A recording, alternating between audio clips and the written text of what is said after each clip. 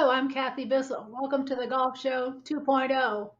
We have an expert on rules and on pace of play with us today. Gary, would you introduce our guest?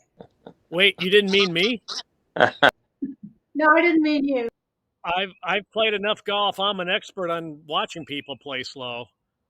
No, we've got the king of the rules officials from the PGA Tour. He tried to retire, but he keeps getting dragged out of retirement to do crummy tournaments like the Masters and such.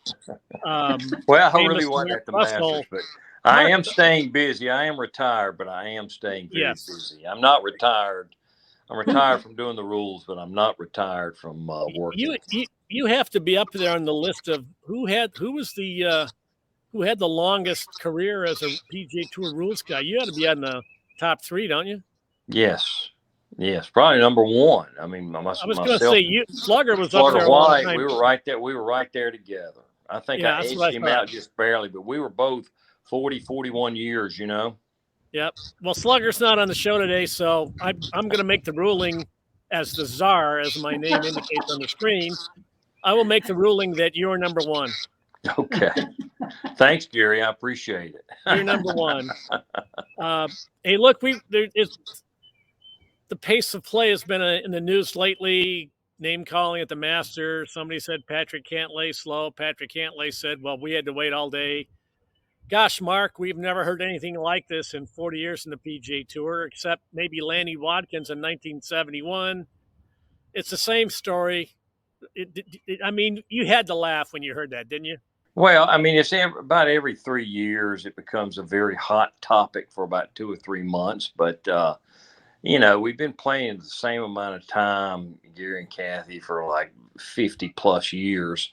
So I don't really see it changing very much. A lot of times people get upset about it, but it really hadn't got much to do with the guys playing slow. There's just at times too many people on the golf course and there's no place to go. And it's a game of imperfect. People have problems. I mean, guy has to go back and hit another shot or handle some penalty situations. A guy makes big scores. It's a very imperfect science. There was one suggestion in a Golf Digest article that talked about limiting fields. What will we have to do in terms of limiting fields? I mean, I remember people not finishing at Tiger's tournament at Riviera. Yes, that's right. We played 144 players, and we just didn't have enough daylight to do it. I mean, Yeah. we had to tee off before sunrise, and I hoped and prayed every day that they would have a sunny day where it wouldn't be overcast, so that we could do that. And we had several times where we just look, man, we can't play. We got to wait a few minutes, 10-minute delay, whatever. But yeah, next to impossible. It was impossible to finish there with 144 players. But at the Arnold Palmer Invitational, John Lilvis and I sat down. That second hole, that big par three down the hill, always had a backup on it, and we played off one tee there, and on the weekend, we played two tees on Thursday and Friday. But we decided to give them 12-minute intervals because we were only playing 120 players. And just come up with some idea how can we stop that initial wait on two? Because if that happens, you're bogged down the whole time. So that 12-minute intervals really helped eliminate that wait at number two. So it started with a good flow, and you could play with a good flow. And also with 120 players, Gary and Kathy, when you tee off at 1 and 10, when you make the turn, you can't catch those other players. With 156 players, you've got 8 more groups, 26 groups, and you got holes. And once they make the turn, it's like a traffic jam. You know how frustrated that can be. How much, Mark? How much faster when you're figuring out, along with the TV people, how to finish it exactly at whatever time they want, 6 o'clock or 7 o'clock Eastern time? How much faster do twosomes play versus threesomes? Well, the twosomes play much faster. Plus, play off one tee, and once again, you can spread them out a little bit. Basically about 4 hours for most golf courses. It's different, but we have a lot of records of that. And going back years, how long it's taken them to play. and we look at the wind and factors like that. Maybe we'll give them an extra 5 minutes, or look, I think they're going to play faster, or whatever, and put it together like that. But we're usually pretty accurate on that. It's amazing to me, in 4 hours that you can get it within 4 or 5 minutes. But it's an inexact science. Well, so is a twosome like 30 minutes faster than a threesome? Is there an Yeah, approximate well, number? yes, probably something like that. Maybe a little faster. I don't think there's any, you know, I ain't got really anything to base that on. But the two's going to play much faster than the three. And I remember, playing 156 players, and it being slow out there, and backs up on the par fives and a difficult par three, and people standing around waiting. I remember Craig Perry from Australia told me, he said, "Look, we breed at playing slow on Thursday and Friday. Then all of a sudden you get to the weekend, and you've got we're playing twosome." He said it's like a track meet. He said it takes me 6 holes to get into any rhythm at all, really, because it goes from playing ultra slow to, man, you got to go in these twos. So it's just different situations. I hear that sentence and I hear Craig Perry. What he meant was, I'm kind of slow. That's what I Well, mean. no, he wasn't. I really didn't look at Craig as a slow player, but once again, on Thursday and Friday when there's no place to go, why do you want to be in a hurry? I mean, Right. it kind of breeds that. If you want to take an extra 30, 40 seconds to hit your putt versus walking up on that next tee and standing there for 3 or 4 minutes, I mean, you're going to take your time making that putt because it's going to be slow going to the next tee and from there on. There was also a comment in that article about making the greens slower instead of having fast green speeds. Yeah, I that don't would see help. how I don't That see how would that would help. speed up play. That would help somewhat, but it would Okay. be minute. It would be minute. What, 2 minutes? On a 4 hour and 15, 20 minute round. Most of the time the pace is dictated on Thursday and Friday by the number of players. Yes. And to think about it, when you have 156 players, like I say, you tee off 26 groups. Once they make the turn, you got 8 more groups and you got holes. Where are they going to go?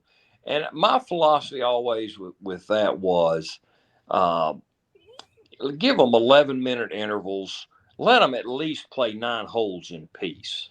Because when they make the turn, it's going to be slow. You can at least make that appeasement to allow them to, spread them out a little bit, let them play 9 holes in peace. And some golf courses handle it a lot better than others, 156 players. But if you got 120 players, you can spread them out, and that first group that tees off 1 is not going to catch that last group that tees off 10. So now you can set up a basic good par time, based on the information we have, and keep them playing at that pace.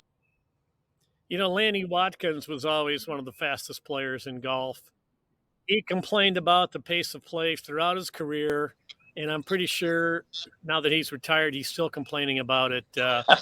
What's your analogy on Lanny and his pace? Well, Lanny, John Daly, I mean, Matt Jones is a fast player. Listen, and more power to him. But the key on the PGA Tour is the speed limit is 65. We don't want you doing 120, and we don't want you doing 40. Okay, anywhere from 55 to about 70. That's where you need to dial your game into. And don't get frustrated. I mean, Robert Gomez, Jimmy Gallagher, those guys stepped right up there and hit it in 2 or 3 seconds. And Lanny might be the fastest player I've ever seen. Yeah. He cut it loose. But once again, take a deep breath and realize we got a lot of players out here, and it's not going to play ultra fast. They're not going to get off the golf course and allow you, free reign to play. It's going to take a while to play.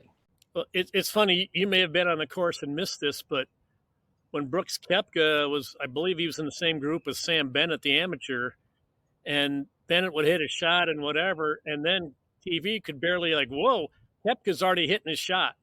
And people were saying, wow, I didn't know Koepka was so fast. And it's like, well, it was mainly because he had a long time to get ready for his shot because the amateurs had a little, was trying to figure out how to play Augusta. He was not up to speed, but again, you're at the mercy of.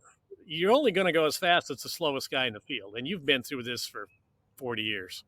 Oh yeah, exactly. The whole key to the whole thing, and I tell slower players all the time. I said, look, get to your ball quickly.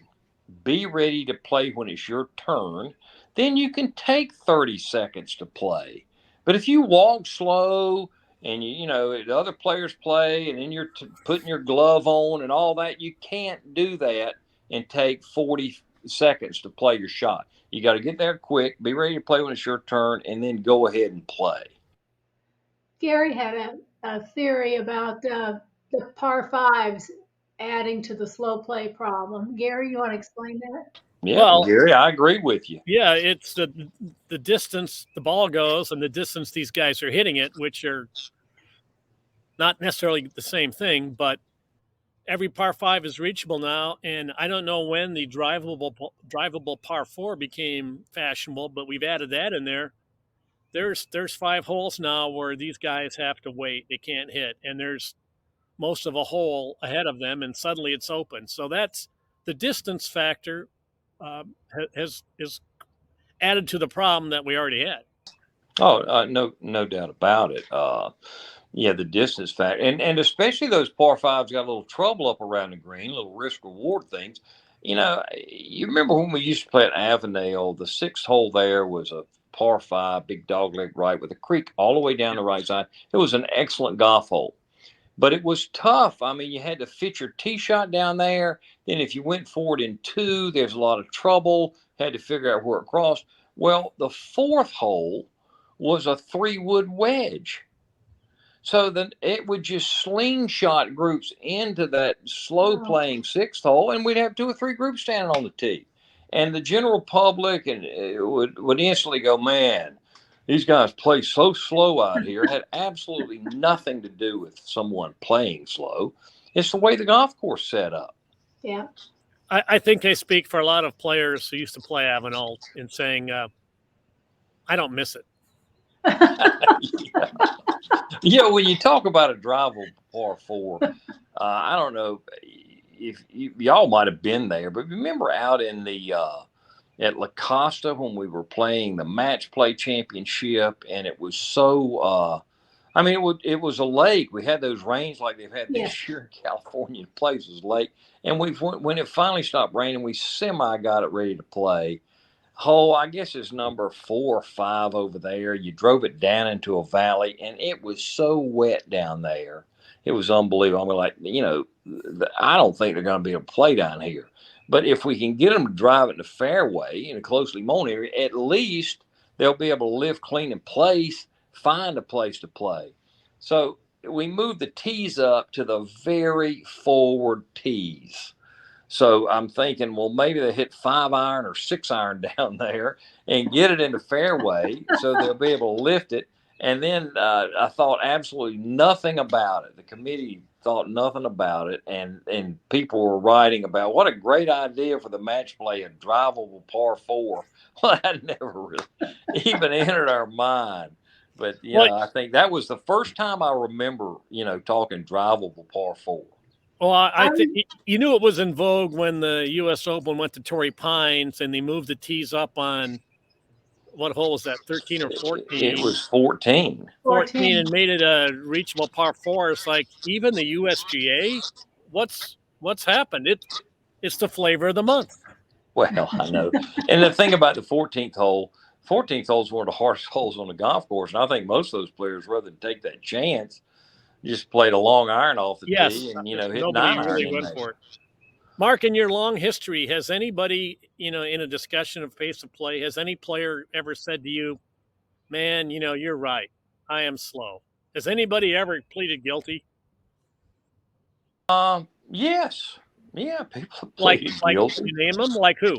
Well, I don't want to name any names, but they're like, "Look, it's hard, man. I'm trying the best I can do, but this is hard."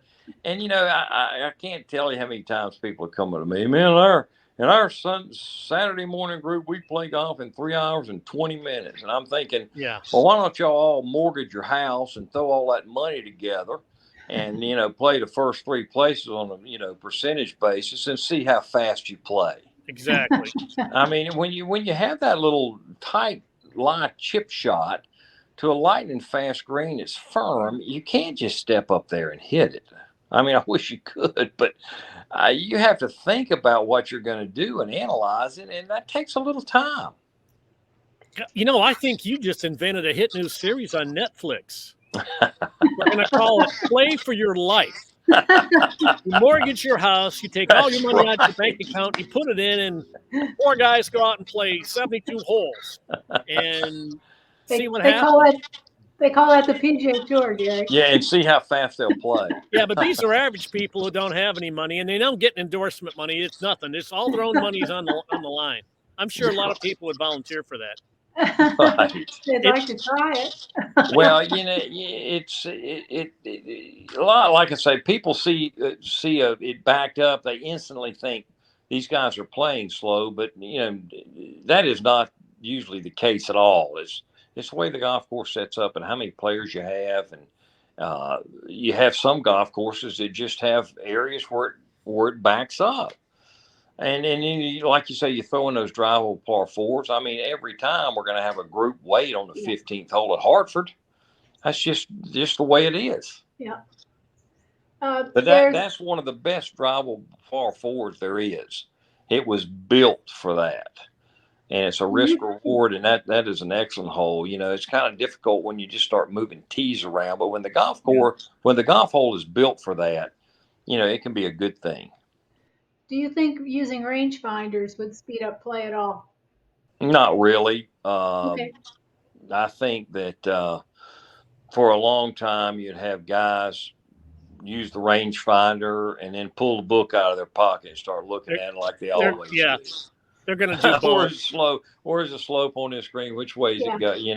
I mean, it would help. It would help tremendously for wayward shots. If somebody hit a tree and kicked 30 yards right into another fairway or something, it would help in that regard getting Jordan Spieth at the British Open from the range. That could have saved 5 minutes. There you go. That could have saved Except time. It wouldn't have he didn't need a rangefinder. He needed GPS. He had no sight of the green. That's right.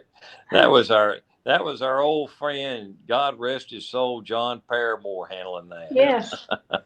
You needed a periscope rangefinder for that one to go over the no question. Ground. Well, it's interesting. Baseball's gone to a pitch clock, and they've knocked I don't know how much time off of baseball games, but now we're seeing games end in 2:20, and I think the other night there was one in like 1:58 or something. Something like that could be doable in golf. In fact, it's already been done. Mark, as you know, the European Tour in 2018 had the shot clock Masters near Vienna, and the rule was the first player to hit had 50 seconds on the tee or anywhere, and the other guys got 40 seconds. And if you didn't get your shot off in time, it was a one-shot penalty. They only had 4 guys all week who get penalized, and I think all of them said, I forgot I was being timed. Everybody adjusted. The winning score was 16 under. It didn't affect play. They just adjusted.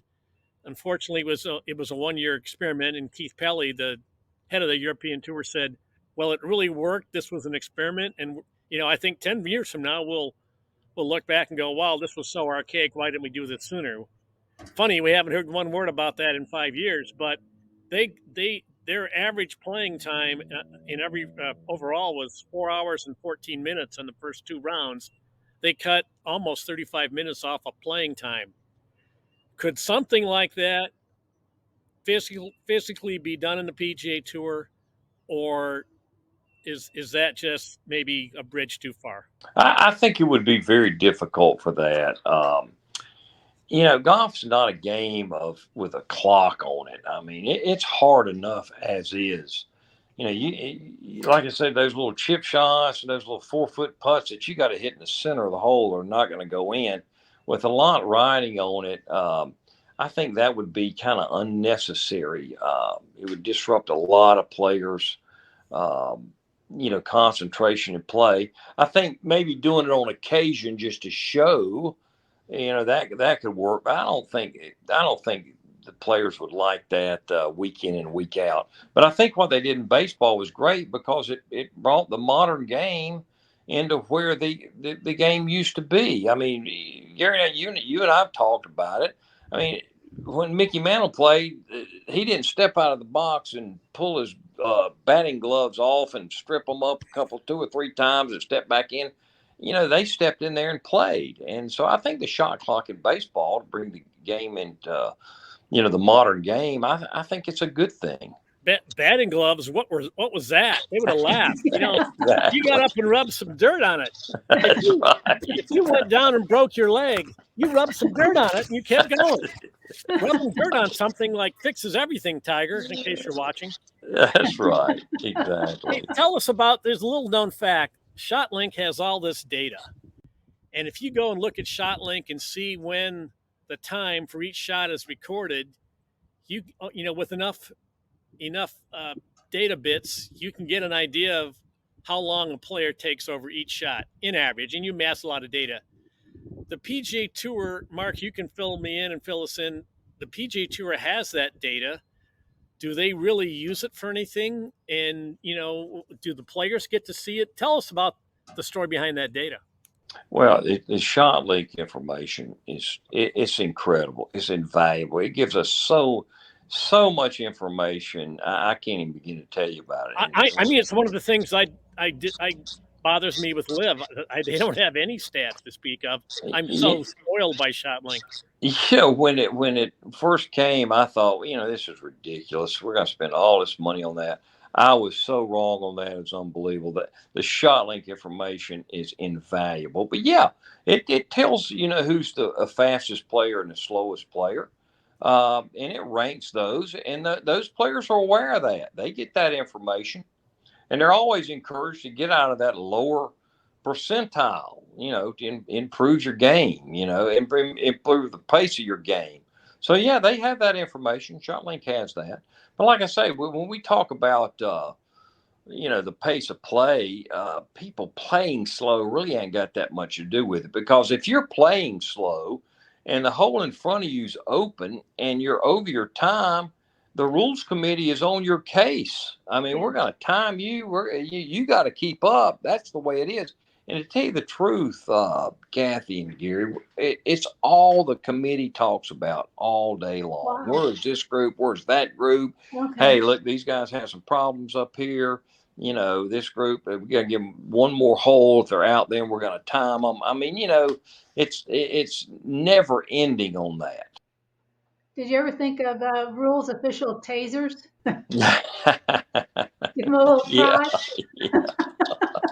Well, I think you took the guys at the bottom of the list and maybe said you're going to tee off last on Thursday and Friday into your wave, and as additional motivation, and maybe take away some of their perks. Not to get too extreme, but what if you're in the bottom 5? Maybe you don't get a courtesy car that week.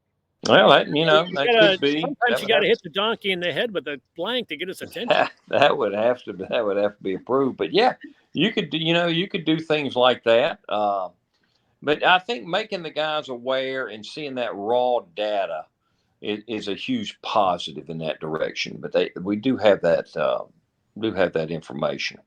That would be such a good website the tour could put up. This week's rankings, world rankings, pace of play.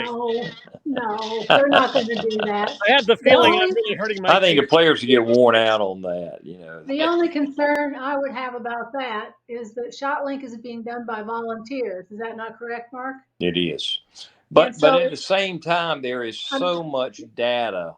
Yeah, they're doing the best they can. They're doing the best they can, but it's not going to be 100%. Oh, there's a margin for error. When the guy hit the shot, there is a margin for error there. But yes, listen, there's so many shots that are discarded with the ShotLink data in those situations. I mean, if you really looked at it as a data person, it's very raw data. I mean, they probably throw out 90% of the shots. for that very reason, what you're talking about. And it's pretty accurate, to tell you the truth, but there is a little margin of error in there. But Yes. for the most part, it's extremely accurate.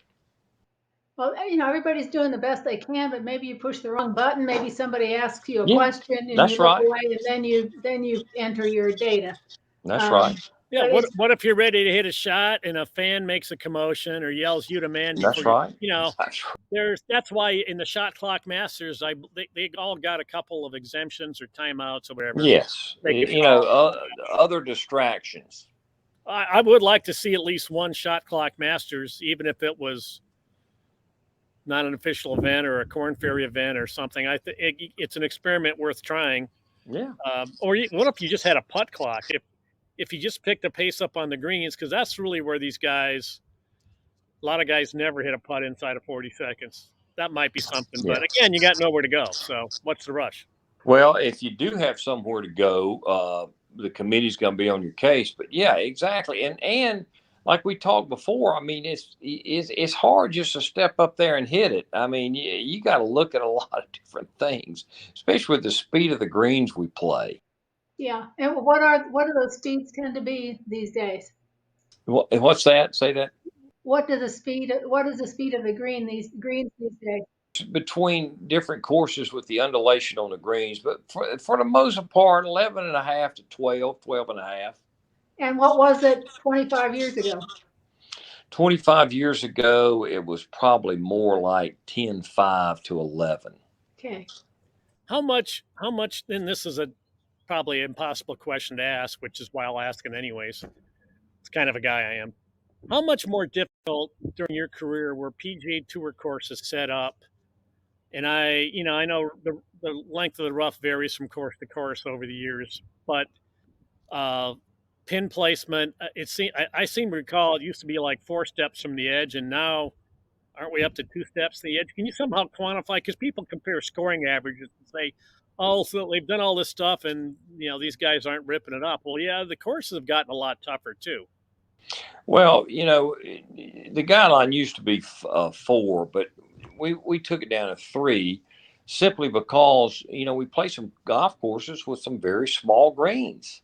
And last week's a perfect example at Hilton Head. Those are very small greens. We used to play at Westchester Country Club. Some of those greens were Yeah. very small, had very tight areas too.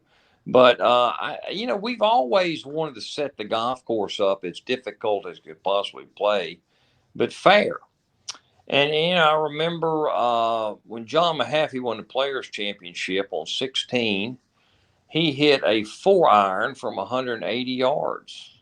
I mean, these days, that's probably a 7 or 6-iron for most of these guys. Weren't those guys hitting 9-iron from 170 on 18? Yeah, I mean, it's Yeah. unbelievable. It's unbelievable how far they hit it. But the key to that too, to me, is you still got to get it in the hole. You hit it down there as far, you still got to get it up and down. And so the scoring averages really haven't changed that much. Yeah, but they're looking at that distance thing right now and working on that. And, hopefully they can't let the ball go any farther, though. Yeah, well, I think my point was the scoring average hasn't changed that much because the equipment and everything got so much better that you guys were challenged to make the courses a little tougher just to keep up with the advancements in the game. So, I mean, the fact that the scoring averages are about the same says you got it right. Well, it's golf is hard enough as is, and our thought process was always, why put the flag somewhere where you can't hardly putt at it? We want a flat area, and you walk up on the putting green, you look, see what the architect gave you for hole placements, and that's basically what you use. But our thought process, and coming from the players, was always they wanted to play as difficult as you can possibly play, but fair. So that's what we think about. And another thing too that people don't understand is the wind. If the wind doesn't blow, I mean, these guys are going to tear any place up. Yeah. Y'all been over to Wailea. Y'all been over to Wailea in Hawaii. Now, it's not a long course, and if the wind doesn't blow, they're shooting 2,500 par. But you let the wind blow 20 miles an hour. like it does 95% of the time. And it's a totally different situation. Yep. Or if it rains, Yeah, if it rains and the greens are soft, they throw darts in there because they're that good. that's exactly right. There's so many factors that come into play there. As Mark, far you as may notice we've got our shameless plug on the screen for subscribers. Click subscribe. It's free. Nothing. You will get no email from us or anything. And click on like just because we like you. You're like Fred Rogers. We like you just the way you are. I think listen, it this has behooves been a us to great get discussion sign today. off here. If we're going to talk about slow play, we can't run long. No. This has been a great discussion today. Like I say, Well, I mean, when you we'll tee do, off we'll do it 20, again. Mark, excuse me, if you were marooned on a desert island with one male golfer, who would you pick? Ben Crenshaw probably. Kathy? Oh, no, that's not fair. Okay. Thanks, Mark Russell, Grand You've got Emeritus it. of the Rules. Thank you, Kathy Bissell. You're emeritus of something, and we'll figure Of it out later. something. All right. Hey, thanks for having me, guys. Sure. All right. See ya.